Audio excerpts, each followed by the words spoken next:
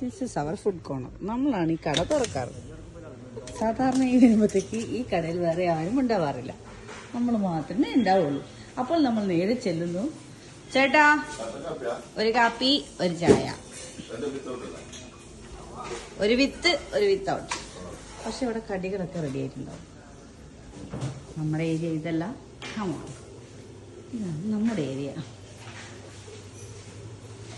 നമ്മൾക്ക് വേണ്ടി മാത്രം സെറ്റ് ചെയ്തിട്ടുള്ള ഒരു ഏരിയ. ഇതാണ് നമ്മുടെ ചെയർ. ചേച്ചി അവിടെ ഇരിക്കും, ഞാനിവിടെ ഇരിക്കും. ഇവിടുത്തെ സ്വിച്ച് ഇടുന്നതും ഫാൻ ഇടുന്നതും എല്ലാം നമ്മളാണ്. ഇരിക്കൂ. പിന്നെ നമ്മൾ കുറച്ച് സമയം വർത്താനം പറഞ്ഞിരിക്കും. പറയൂ ചേച്ചി, കുറെ കാലത്തെ പറയാനുണ്ട്.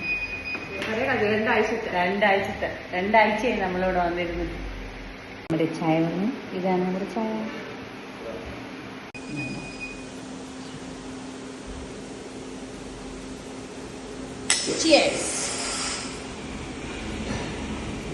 കാലത്തിന് ശേഷം നമ്മൾ ഇന്നൊരു പൂരി കഴിക്കാന്ന് വിചാരിച്ചു.